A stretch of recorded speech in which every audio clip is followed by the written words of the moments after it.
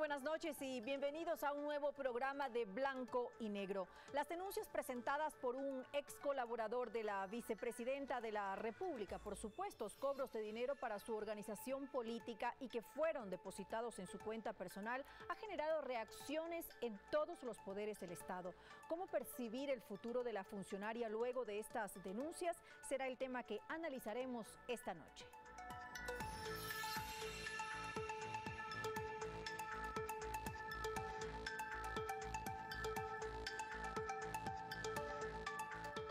Precisamente hoy el presidente de la República liberó de sus funciones a la vicepresidenta María Alejandra Vicuña en el marco de la posesión de nuevos ministros de Estado. Conciudadanos, quiero anunciar algo. He decidido liberar de sus funciones a la señora vicepresidenta María Alejandra Vicuña para que pueda ejercer sin interferencias de ningún tipo su derecho a una legítima defensa. Por eso la libero de sus funciones. Por la delicadeza de esas funciones las estoy encargando al secretario general José Augusto Briones. Que el tiempo y los recursos siempre estén destinados a un solo objetivo: servir a los ecuatorianos, trabajando por el bien común. Por ello, en el marco de la austeridad y la eficiencia del Estado, hemos decidido cerrar las más cuestionadas instituciones del gobierno anterior. Hace poco eliminamos la SECON y la SENAIN. Hoy inicia la creación del Ministerio de Gobierno, que se fusionará con la Secretaría de Política y el Ministerio del Interior, y que estará a cargo de la compañera María Paula Romo. Igualmente, hemos iniciado el proceso de creación de la Secretaría General de la Administración Pública, eliminando las EMPLADES, pues sus funciones pasarán a esta Secretaría General, que estará presidida por el compañero José Augusto Briones. Y por otra parte, estoy pidiendo al querido compañero Paulo Granda ser mi delegado ante el directorio del Instituto Ecuatoriano de Seguridad Social. Para el próximo 5 de diciembre quedaron postergadas las diligencias en la indagación de la Fiscalía General que abrió por el cobro de pagos injustificados a la vicepresidenta María Alejandra Vicuña. La solicitud de diferimiento fue presentada por la defensa de la funcionaria. En función de los derechos del debido proceso, la señora Vicuña alude que ella tendrá otra diligencia judicial con su abogado el día de hoy y que por lo tanto no puede asistir a esta diligencia a interrogarme.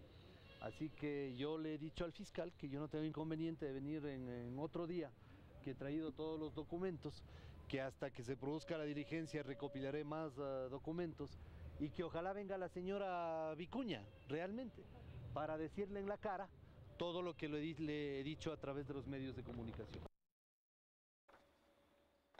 Y para conversar sobre este tema presentamos a nuestros invitados de esta noche. Ellos son Silvia Salgado, asambleísta por Alianza País y el Partido Socialista Ecuatoriano y presidenta de la Comisión de Educación de la Asamblea Nacional. Y también nos acompaña el economista Jorge Rodríguez, coordinador nacional de la Comisión Anticorrupción. Hacemos una breve pausa y enseguida regresamos junto a ustedes. No se vayan, esto es Blanco y Negro.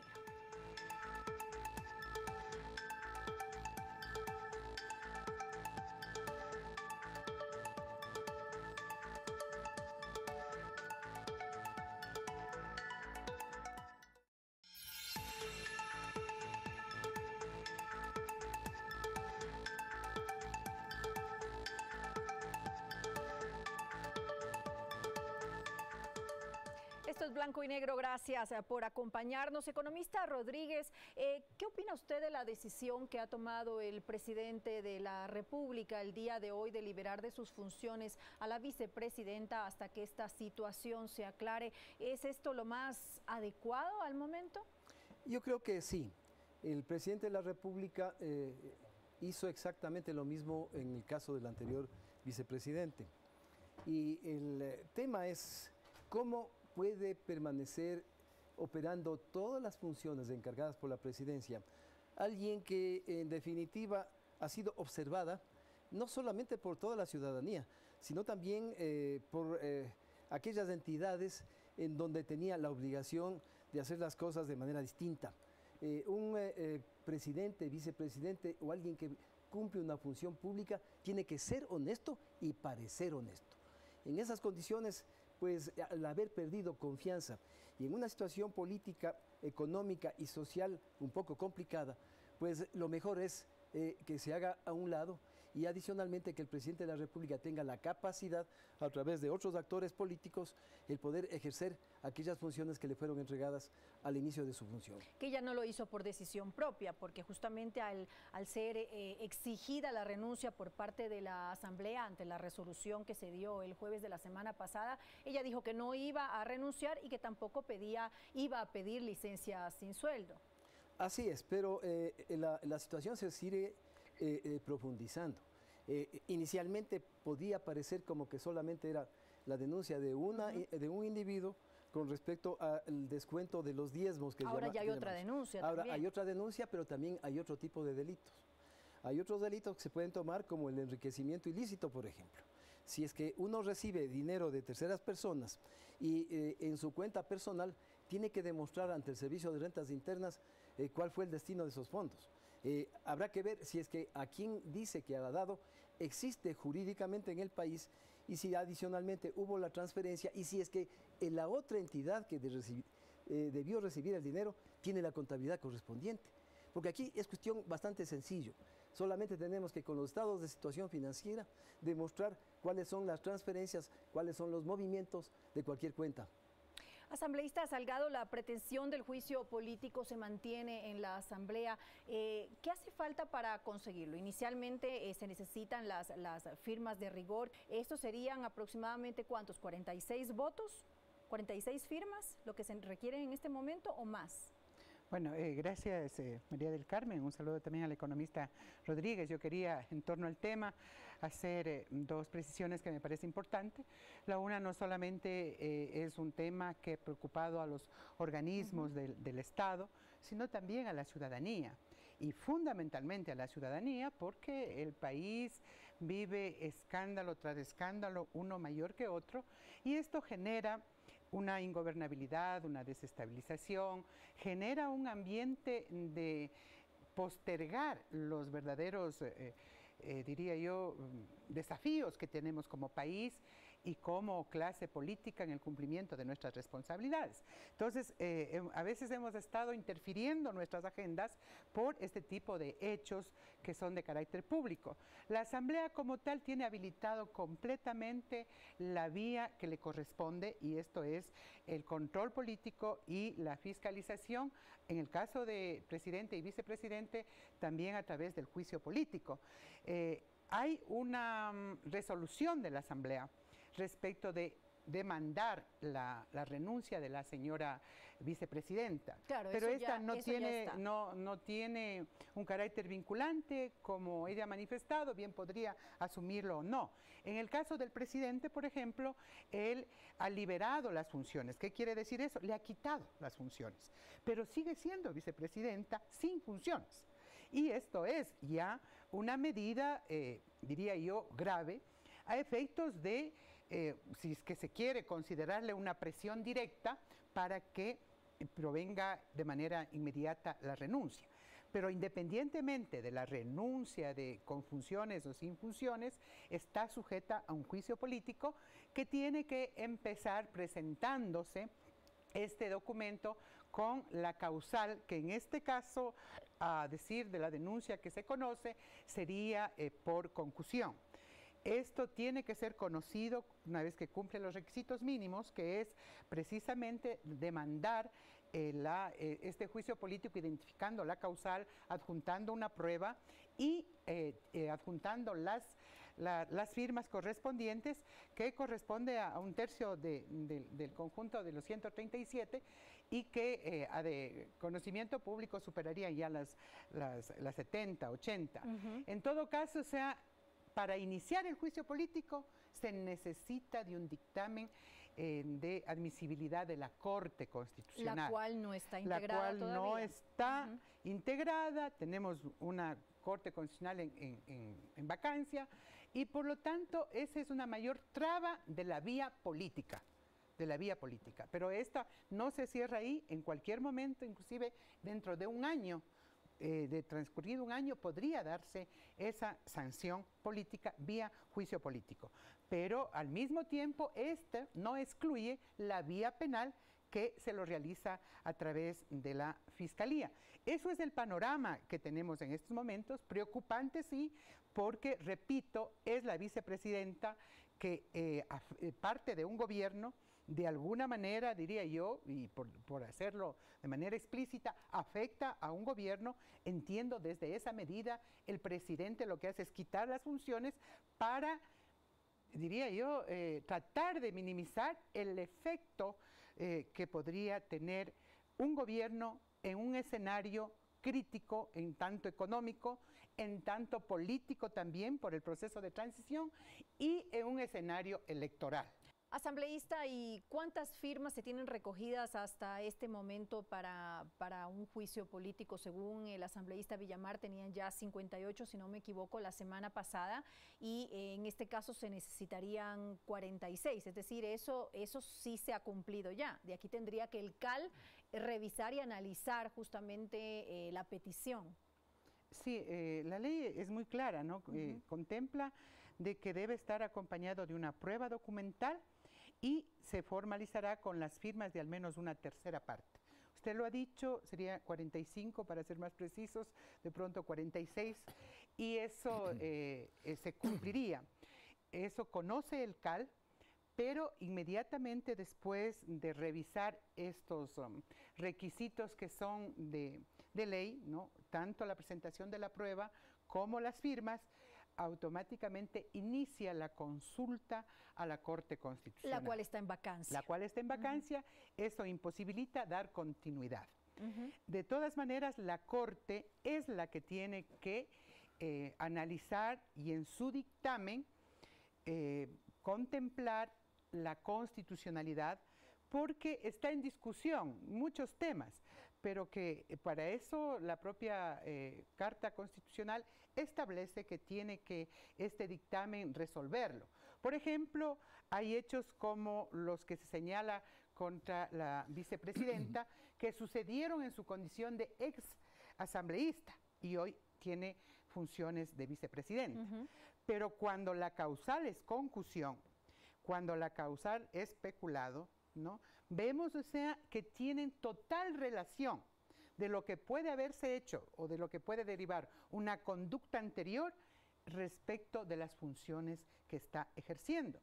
Entonces, en la temporalidad de esos hechos, inclusive la propia Corte podría aclararlo y dar la seguridad jurídica y constitucional. De todas maneras, el juicio político estaría obstaculizado porque no hay Corte, porque tendría que primero elegirse, posesionarse, tratarse el caso y obviamente a partir de eso continuar. Economista Rodríguez, ¿podría activarse una destitución directa? Es decir, ¿existe otra vía de actuación o esta es la única? Bueno, la más importante y la más tajante puede ser justamente la que se inicia a través de la investigación de la Fiscalía. Lógicamente que un juicio de esa naturaleza, más bien dicho, la etapa de investigación previa también no va a ser tan rápida.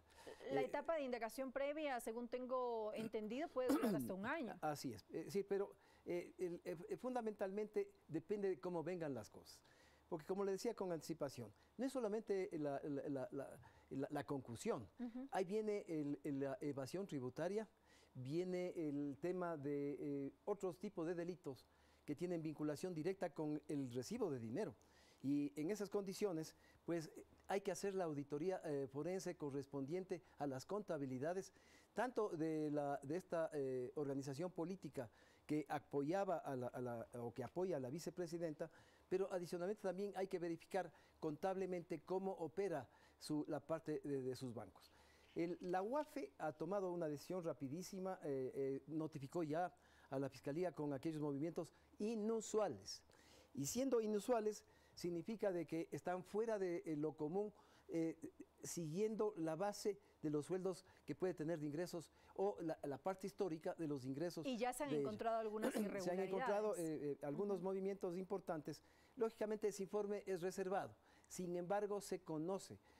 Hay conocimiento de que hay movimientos que realmente llaman la atención y lógicamente esos tendrán que ser resueltos, justificados directamente por el fiscal que está haciendo la verificación correspondiente. ¿Usted considera que tiene capacidad de maniobra política la vicepresidenta ahora para mantenerse en el cargo? Ya no hay nada que pueda hacer. Yo creo que hay 3 jueces importantes en este caso. El primero es la Fiscalía, el segundo es la Asamblea y el tercero es la opinión pública. Y la opinión pública ya la juzgó con anticipación. Esto puede aparecer realmente como a favor de ella. Sin embargo, el Ecuador realmente ve con preocupación lo que sucede, lo que decía la asambleísta, es todas las semanas. Cada semana tenemos un tema que se olvida con el subsiguiente que llega. Y esto lo que nos mantiene en definitiva es olvidándonos de aquellos casos que realmente son bastante poderosos. A la fiscal en la mañana de hoy le había solicitado ya que pongamos atención en aquellos casos que nos pueden permitir realmente establecer fraudes inmensamente grandes con respecto al presupuesto del Estado. Al presidente de la República le diremos el día pasado mañana, posiblemente nos reunimos con el presidente pasado mañana, en la necesidad de darle velocidad a la recuperación del dinero. Tenemos ya bloqueados varios millones de dólares en Suiza, por ejemplo, en todo el sector hidrocarburífero, y sin embargo no podemos traerlo porque no hay el proceso continuo. Si nos quedamos solamente en la investigación previa, es evidente que los banqueros que no les gusta soltar la plata, no nos van a dar el dinero que es de los ecuatorianos del presupuesto del Estado y que está ya en algunos casos más allá de 1 año y medio depositado en la banca privada internacional. Ahora, asambleísta, la vicepresidenta puede convertirse en este momento en un elemento negativo para la imagen del gobierno, justamente por lo que nos acaba de decir el economista Rodríguez, de que ya ella ha sido juzgada por la opinión pública, por los actos cometidos. Ella también es vicepresidenta nacional del partido de Alianza País actualmente. Bueno, de hecho nosotros estamos mirando desde afuera, pero es innegable que hay una crisis también a lo interno del gobierno, porque son precisamente principales autoridades que están implicadas en este hecho de esta denuncia pública, y obviamente también hay una recomposición de las fuerzas políticas de apoyo al régimen que se ha ido debilitando desde que se asumió el presente periodo.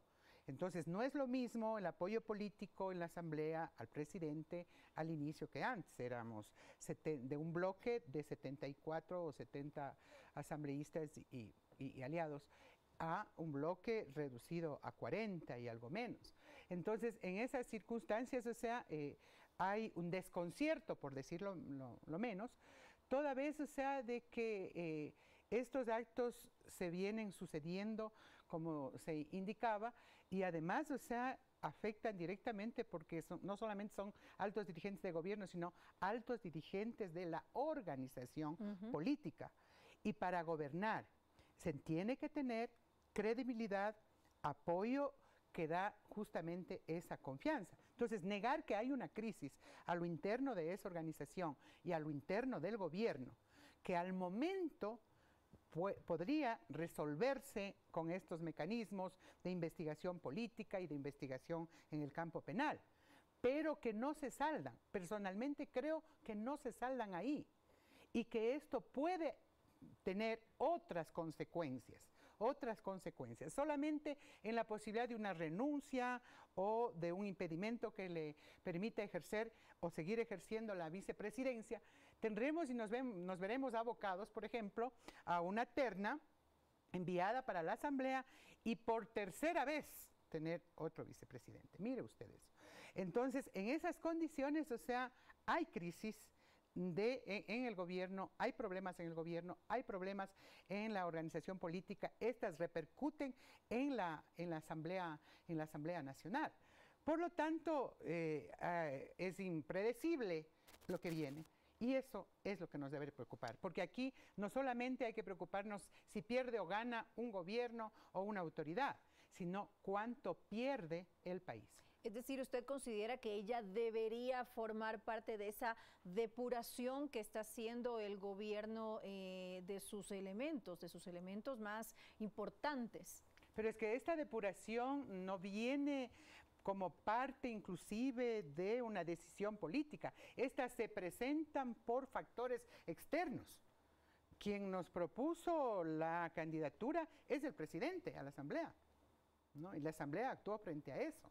Entonces, y usted la apoyó. La propuesta, pero claro, la propuesta es cuánto más nos seguimos equivocando o cuánto más no logramos estabilizar y dar una gobernabilidad al país. Eso preocupa. ¿Y cuánto puede venirse? Porque, permítame decirlo, en el escenario político no se ha descartado, por ejemplo, una renuncia del propio presidente con una consecuencia que podría ser la muerte cruzada. Como alternativa siempre va a estar presente. Otra es la convocatoria a una asamblea constituyente. Lo otro es, viene o estaría siempre presente estas salidas a problemas de crisis, y obviamente esto te genera inestabilidad, ingobernabilidad. Entonces, esa es la mayor preocupación, porque se trataría de resolver quién es la vicepresidenta de tal organización política o quién le acompaña al presidente. No, afecta al país, afecta al gobierno y afecta también a la organización política, que de por sí ya tiene un debilitamiento. Ahora, economista Rodríguez, ¿cómo se vería afectada también la imagen de la Asamblea Nacional? Porque los actos que se están juzgando, los actos que están bajo la tela de duda en este momento de la vicepresidenta, es cuando ella tenía su calidad de asambleísta, y ya lo hemos visto hace un par de semanas con otras asambleístas. Entonces, seguimos con esto de que este tipo de situaciones se dan justamente en la Asamblea Nacional. Claro, pero esta costumbre que ha venido siendo prácticamente algo que lo hacían todos, y no solamente la Asamblea, municipios, consejos provinciales, algunos ministerios incluso. Pero que no se ha destapado. Que no se ha destapado, pero era sabido ya. Y realmente en un país que vive la vergüenza de todos los días con este tipo de problemas, nosotros como comisión siempre queremos actuar de manera responsable. Hemos hecho varios escenarios, tomando en consideración de que esta debe ser la posibilidad que le despierta al gobierno. La cirugía mayor a la corrupción puede comenzar específicamente una vez que tengamos un nuevo o una nueva vicepresidenta. Pero para ello, lógicamente, tenemos esos escenarios. Hay un escenario, el más malo de todos, es aquel que ya está anunciando el expresidente Correa. En una conferencia que da ante un público más o menos importante en uno de los países europeos, dice que debemos llegar a la constituyente. Y lógicamente, atrás de la constituyente, él quiere que sea inmediato antes de que se nombre la Corte Constitucional. Porque nombrada la Corte Constitucional, se cortan varios de los caminos que podrían tener para regresar nuevamente al gobierno. Esa es la primera cosa. Entonces, ahí tenemos un primer escenario, es un escenario realmente de estos carteles que nos gobernaron durante tanto tiempo, tratando de nuevamente introducir sus manos en la cosa pública. Después tenemos otro escenario, el escenario de los grupos económicos que se han ido empoderando en estos últimos meses, y que lógicamente ellos quieren seguir manteniendo esas canonjías a través de lo que es la contratación pública. A pesar que tenemos un presupuesto demasiado reducido, de todas maneras hay todavía algo de pedazo de carne en esos huesos, de ese esqueleto que se llama Ecuador en este momento. Entonces, hay que tener cuidado también con esos grupos económicos que no nos vengan a meter la mano en este momento. Y tenemos un tercer escenario, el escenario ciudadano. Un escenario en donde la gente honesta que no quiere gobiernos como teníamos antes de Correa, ni como cuando tuvimos con Correa. Queremos un gobierno distinto, un gobierno que lógicamente se nutra de una vicepresidencia que represente a la ciudadanía, que venga de la costa. Tiene que ser este momento para tener este equilibrio. A pesar que con Correa tuvimos un gobierno de dos guayaquileños, nosotros no. Creemos que debemos repartir el presidente desde la sierra, más bien dicho del oriente, tengamos a alguien de la costa. Entonces, creemos que en esas condiciones es importante que conversemos. O sea, no les dejemos que nos hagan lo que siempre nos han hecho, meternos el dedo a todos los ecuatorianos. Pero lo más importante en este caso sería alguien de honestidad comprobada, porque que sea de la costa o de la sierra, o que sea hombre o sea mujer, claro que es importante, pero es más importante que sea una persona proba, que no sea una persona que justamente después de unos 6 meses o un año entren a cuestionar sus acciones del pasado. Eso es lo más importante. Claro, es fundamental. Resulta? Es más fácil. Vea, somos 17 millones de ecuatorianos. 16.990.000 somos honestos. Lo que pasa es que los políticos o los que se agarran del poder quieren hacerse ricos de la noche a la mañana. Y lógicamente lo que tenemos que analizar es que quien entra a la función pública sea de libertad para conocer su vida pública y su vida privada. Vea usted cómo se acaba de quitar una condición que era para el nombramiento de fiscal. Hablábamos como Comisión Anticorrupción que debería obligarse la parte del análisis económico, psicosocial y el detector de mentiras, que eso hacen en todo el mundo los países que quieren tener funcionarios que son absolutamente honestos. Hay que aplicar este equipo tecnológico que ahora ya con la nueva tecnología permite conocer con más seguridad quién es la persona que acepta. Pero lo que usted dice tiene toda la razón. Tiene que ser una gente que haya demostrado con anticipación que su vida ha sido absolutamente transparente. No pueden ser aquellas personas que tienen el rabito de paja, aunque sea una plumita. Deben tener la solvencia suficiente para incluso permitirnos analizar la vida de ellos, de su familia y de todo su entorno familiar. Ahora, independientemente de la culpabilidad o no de la vicepresidenta, ¿quiénes están sacando partido de esto? ¿Quiénes están sacando ventaja de esto? Porque eso también hay que preguntarse. Por ejemplo, la misma vicepresidenta lo dijo, el día de la destitución de Sofía Espín, ella se acercó al bloque de Alianza País y en ese momento ella dijo que tenía información de la vicepresidenta y que más valía que no prosiguiera su destitución porque si no ella la hacía pública.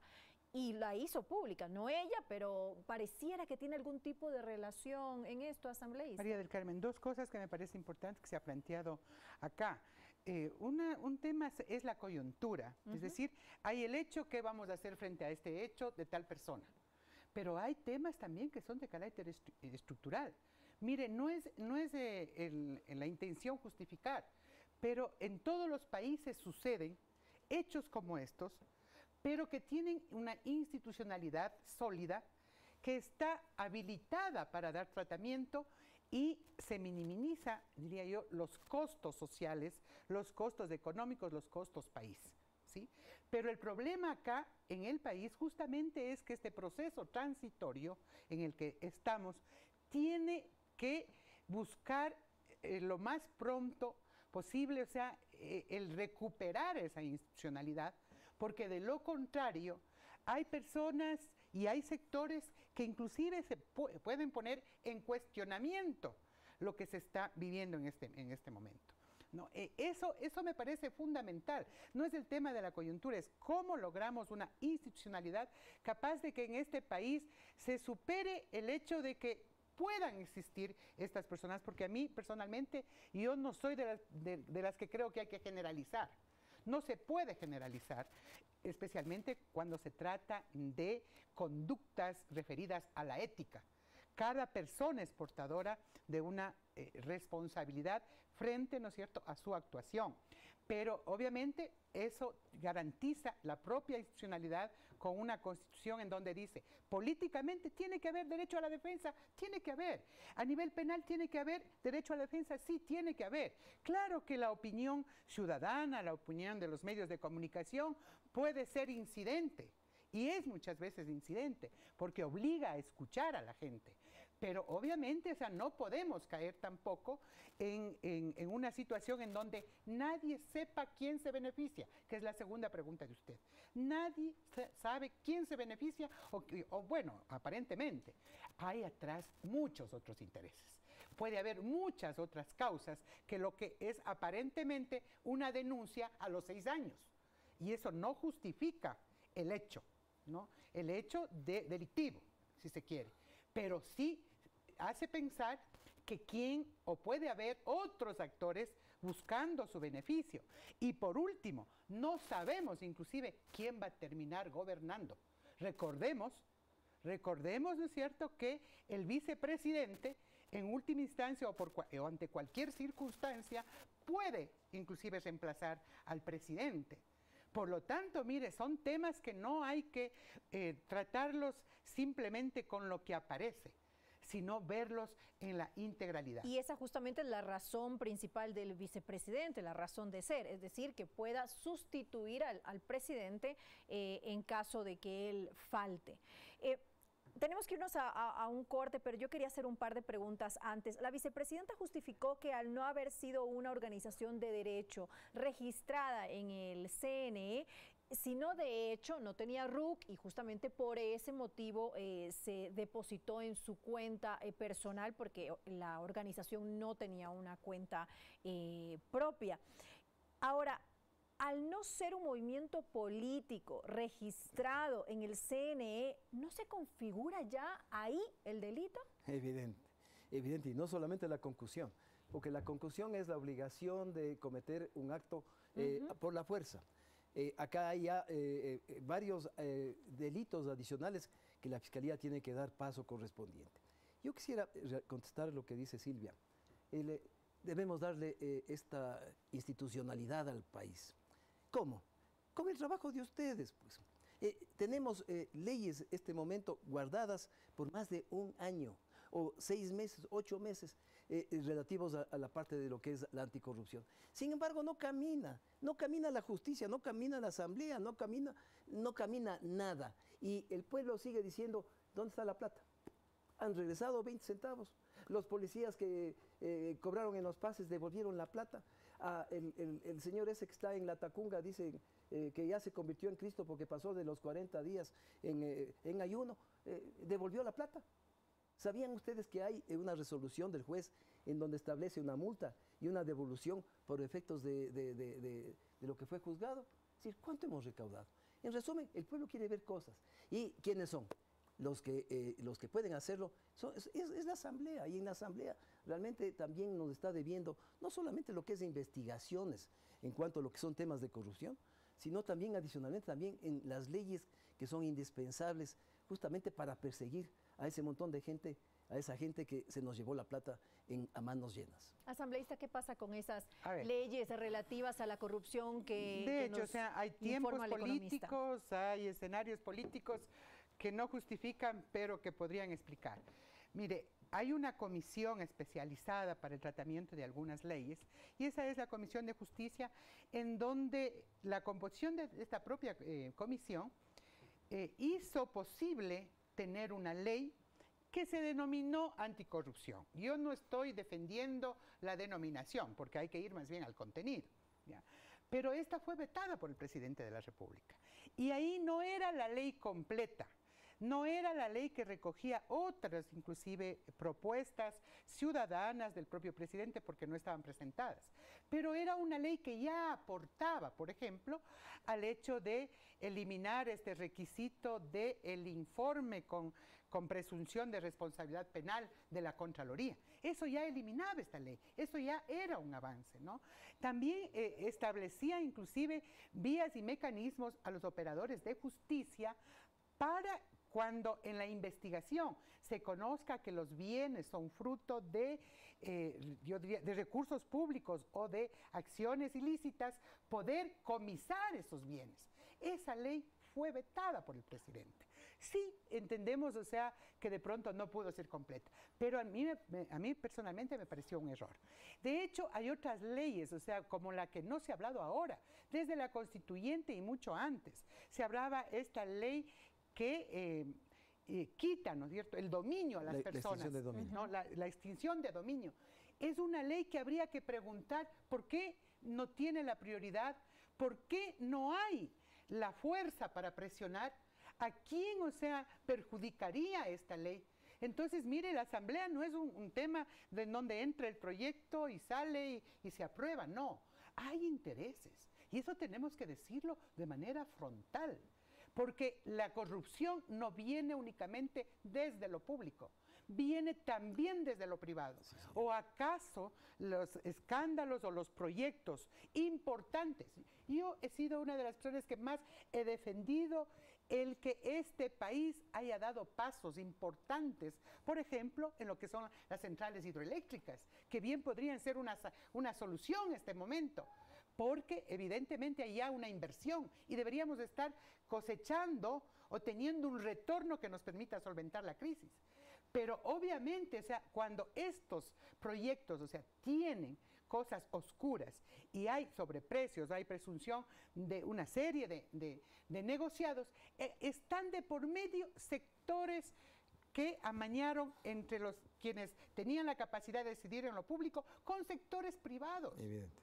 Entonces, mire, eso es un tema que la Asamblea no son las leyes o una clase, o somos la clase política, o sea, que está desprovista, despojada de interés. Hay intereses detrás, económicos, que son mucho más de peso que inclusive que lo político, porque son estos intereses económicos que determinan inclusive decisiones políticas, María del Carmen. Entonces, en esas circunstancias sí hay que agilitar, pero al mismo tiempo esto no pasa por simplemente verlo, permítame decirle, blanco y negro, sino también hay estos matices que hay que poner de por medio una ciudadanía que haga control social y que haga seguimiento. Podría ser uno de los mecanismos, pero en este momento hay problemas a nivel económico, por ejemplo, que el Estado como tal se ve imposibilitado de poder atender con temas de educación, de salud. No estamos de acuerdo con la prioridad que ha dado a otros temas, dejando a un lado la educación y la salud. Pero sí hay intereses, por ejemplo, cuando existen todavía capitales que se sacaron de este país y que condicionan para su regreso, que no aportan, no tienen ese sentido de patria. No han demostrado esos sectores económicos que es importante rehabilitarle al país. Y hay todavía, ¿no es cierto? Hay todavía evasión tributaria. Hay todavía cosas que no se han juzgado, como el hecho de 2.000 millones de facturas falsas. Hay evasión tributaria. Entonces, mire, esos son intereses. Eso determinan inclusive decisiones políticas y eso es lo grave. Bueno, nos quedamos con eso, hacemos una breve pausa y enseguida continuamos junto a ustedes.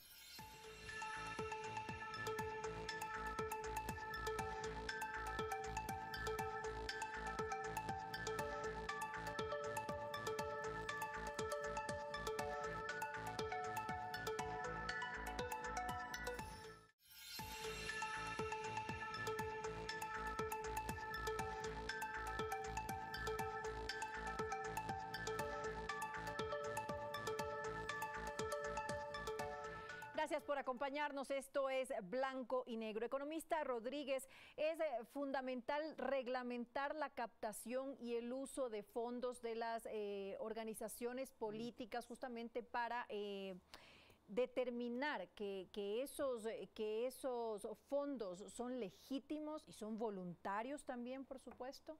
Bueno, todo lo voluntario, yo diría, no hay cómo reglamentarlo, porque uno puede hacer la asignación correspondiente. Yo puedo ordenar al tesorero de la entidad en donde yo trabajo que me descuente la cantidad de $20 mensuales y que se acredite a tal cuenta. Es decir, eso puedo hacerlo yo perfectamente y no necesariamente a un partido político, sino a Juan Pérez, a mi tía, a quien quiera que yo quiera, puedo hacer esa asignación. Yo creo que acá es más un tema de ética pública. Yo no concibo cómo para darles el cargo a alguien le saquen el 30% del sueldo. Realmente a mí me parece grosero, pero adicionalmente es más grosero que se depositen en sus cuentas particulares. Y es más grosero que en esas cuentas particulares adicionalmente también les usen a los empleados como empleados de domésticos, choferes y varias cosas que hemos visto en este caso. Yo creo que hay que sentar precedente. Me da pena que solamente exista una sola persona en la Asamblea que está siendo juzgada por ese tema, porque posiblemente el 80% de los asambleístas habrán hecho exactamente lo mismo. Y tenemos un solo crucificado y aplaudimos ese solo crucificado sabiendo que todos, más bien dicho, la mayoría, están haciendo lo mismo y van a seguir haciendo lo mismo. Este es un país sin ética, Es un país que desde pequeñito nos siguen metiendo en la cabeza que la corrupción es el único método para hacernos ricos y poder tener las cosas que mi vecino tiene. Este es un país en donde queremos copiar todo lo que le pasa a la gente alrededor. La tecnología nos ha hecho ver que ya no puedo usar pues, un carro cualquiera, ¿no? Tengo que tener marca de primera categoría, la ropa tiene que tener una marca, las carteras de las mujeres. Yo veía ayer en Hermes, me metí para ver cuánto cuesta una cartera, 78.000 euros. Una cartera, eso es grosería. Realmente vivimos en un mundo absolutamente grosero. Es decir, en donde la gente saliendo de aquí, le veía a una chiquita con un perrito ahí comiendo en la calle. Mientras aquí hacemos gala de los zapatos, de marca, las carteras y todo. Pero economista, ¿cómo se puede entonces controlar esto? Bueno, se puede de alguna controlar, manera se lo tiene que controlar sí. en la asamblea, No, digamos. es que no es solamente en la asamblea, tenemos que comenzar pensando es cómo cambiamos las cosas desde el hogar, desde que uno nace. Que no la religión no solamente sea el pegarse los golpes en el pecho, ir al confesionario, decir qué es lo que he hecho y se acabó el asunto, me perdonaron. Acá tiene que haber jueces, tiene que haber justicia, tiene que haber padres que se acuerden que sus hijos van a seguir siendo grandes y que vamos a tener un país corrupto como lo que tenemos en estas circunstancias. Asambleísta, soluciones que no sean tan aspiracionales, porque yo estoy de acuerdo solamente con el como economista, referencia. pero soluciones reales, concretas, que a como la referencia. Yo sí creo que hay que repensar y poner al debate un sistema nacional de partidos, que no implique solamente este tema de la transparencia, del financiamiento de las organizaciones. Se hizo un intento ya haciendo que se asigne las bandas publicitarias, la asignación, se hizo, ese esfuerzo fue válido porque antes era, diría yo, más descarado. El tema de que quien tiene mayores recursos auspiciaba y tenía mayor posibilidad o ventaja sobre quienes no teníamos recursos en el tema electoral. Hay que seguir insistiendo que un sistema nacional de partidos no solamente tiene que buscar mecanismos para transparentar esto, porque esto que de pronto es la cuota obligada, ¿no es cierto?, para un funcionario público, o sea, se puede estar repitiendo a la enésima parte con otras formas, en otras circunstancias y otros actores. Y simplemente, como dice el economista Rodríguez, encontramos ahí de pronto el hecho puntual que es el caso de las exasambleístas o de cuántos pueden estar involucrados en esto. O sea, el problema también es estructural de un sistema nacional de partidos. Y por eso toca añadir a esto, por ejemplo, que 280 organizaciones, creo que es, o cerca de ese número, existen en el país. Entonces, un sistema de partidos que no aporta, ¿no?, a justamente calidad de democracia, transparencia, confianza en la ciudadanía, o sea, es grave por un lado. Y por otro lado, es el tema de la cultura ciudadana. Nosotros estamos reformando la ley de educación. Y estamos haciendo hincapié justamente en recuperar este tema de los valores, de una sociedad que no sea, por ejemplo, el silencio frente a los casos de corrupción o el silencio frente a los casos de violación de los niños, sino que sea una cultura en donde acabe realmente con la impunidad. Entonces, mire usted, o sea, son temas estructurales que requieren corresponsabilidad. Acá no puede venir alguien y por decreto acabar la corrupción o decir o exigir transparencia. No, eso se requiere de una corresponsabilidad e ir cambiando conductas sociales y eso es también de hábitos y corresponde a toda la institucionalidad. Eso sería lo ideal, que fuera un tema ya de cultura de nuestra gente. Bueno, con esto finalizamos. Queremos agradecer a nuestros invitados por habernos acompañado esta noche. Este tipo de escándalos y la inestabilidad que generan, sin lugar a dudas, no le hace bien a nuestro país. Requerimos de funcionarios probos, que no dejen la más mínima duda de su proceder ético. Lamentablemente, como hemos mencionado en este programa, ya son varios casos los que van apareciendo en forma continua y los ciudadanos casi que estamos esperando al próximo. Esa sombra de duda que puede cubrir a los funcionarios públicos por sus propios pecados o por intereses propios o simplemente simplemente con la intención de crear el caos político de terceros, nos detienen el tiempo y no permite que el país avance en lo que realmente importa. Cada caso debe ser investigado y, por supuesto, debe ser sancionado, demostrarse culpabilidad. Mientras tanto, el país no puede seguir durmiendo el sueño de los justos. Hay mucho todavía por hacer. Gracias y nos vemos la próxima semana.